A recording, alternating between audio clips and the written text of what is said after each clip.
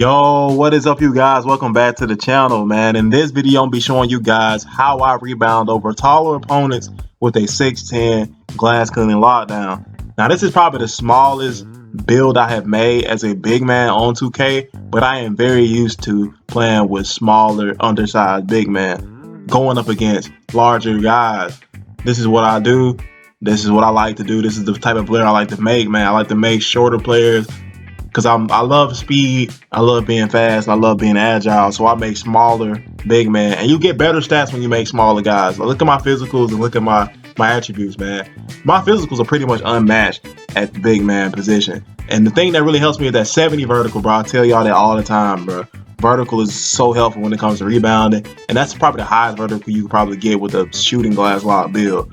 So let's go into my bad setup. I have gold box. I don't think you need to have anything over gold box. It works perfectly. Strengthens the player's ability to box out effectively. That's what box does. Does exactly what it says.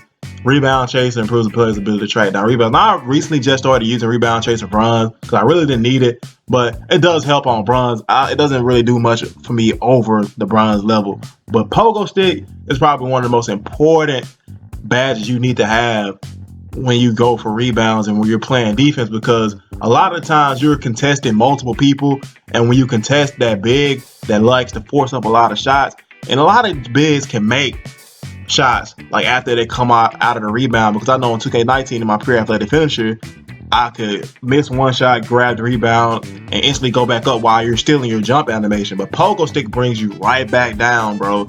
Right back down to get you another contest, so you can have the ability to get that defensive rebound that you probably couldn't get if the player made the shot.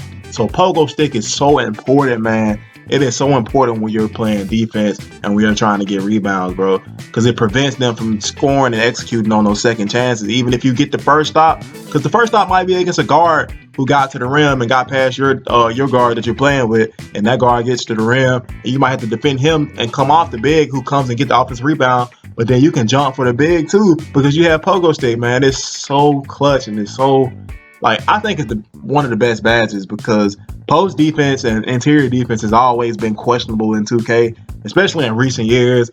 And having a badge that lets you just, it kind of bails you out when sometimes even when you make a bad jump, when the player doesn't even go up, when your opponent doesn't even go up for a shot, the pogo stick badge can bail you out and let you go up for another chance, especially when the players don't know that you have it.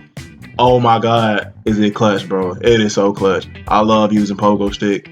I love the way it just lets you come back. I mean, not come back down, but go back up after you come down. And you rarely get those animations that get you stuck in the mud, bro. I call them the quicksand animations. Like when somebody's coming to the paint and your guy just jumps like really slowly and so like he just doesn't have no vertical at all. You don't really get those animations when you get posted. As you can see in these clips, bro, I'm just contesting multiple people, I'm doing multiple jumps, and then I'm there for the rebound. It's perfect, bro. I love it. But to back away from pogo stick for just a second, never assume your teammate is going to make the shot, no matter how wide open they are. Once a shot goes up, I am sprinting towards the rim to corral a rebound in case a second chance presents itself. I never assume you're going to make the shot, no matter how easy the shot looks or how wide open the shot is. A lot of guys don't go for offense rebounds at all because of 2K implemented to where you can see when everybody greens or whites a shot.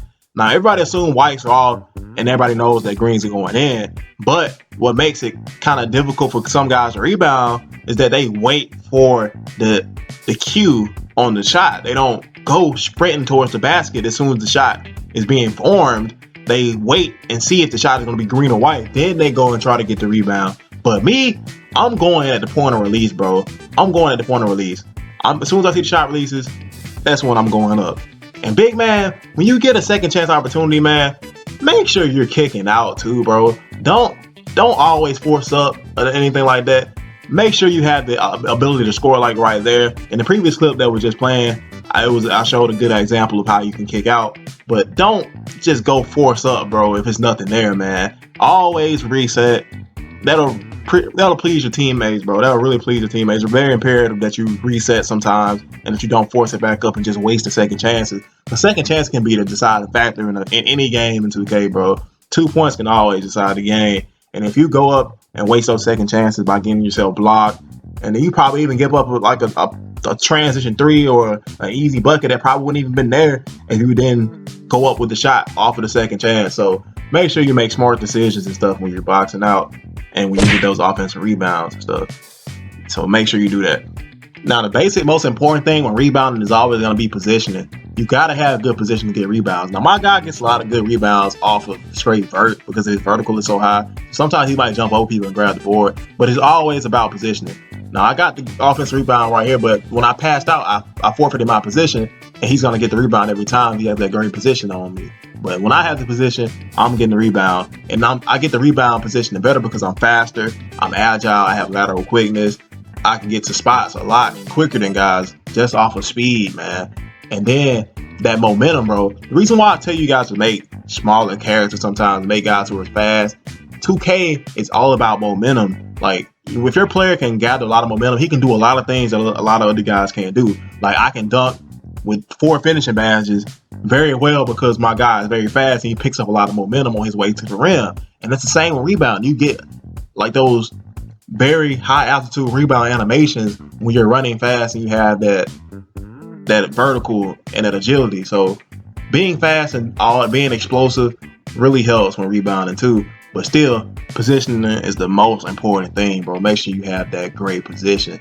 Just look at how I got down there. I got in front of him, got the position, kicked it back out, still making smart decisions.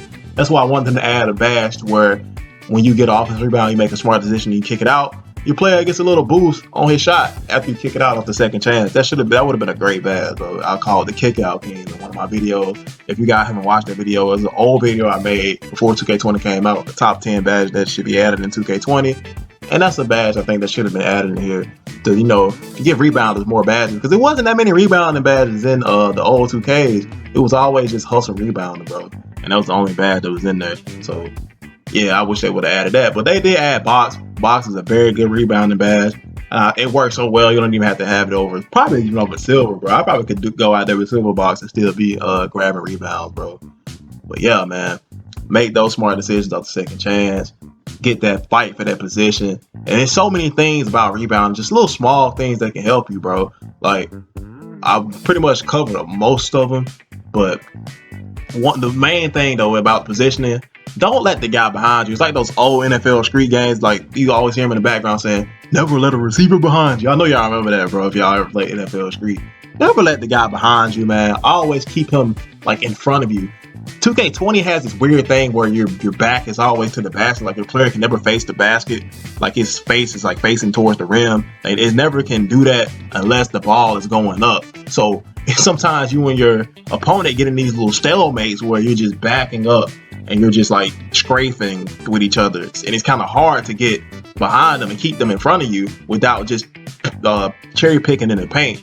And then when you do that, you can give up the screen and roll game and the pick and fade game to the offense. So don't just sit down there. Make sure he's down there with you if you're going to do that. So always make sure that, because you don't want to leave your point guard hanging out to dry on screens and stuff like that. Just make sure you're not sitting there watching your point guard get screened over and over and over again, because it will happen if you're just sitting in paint.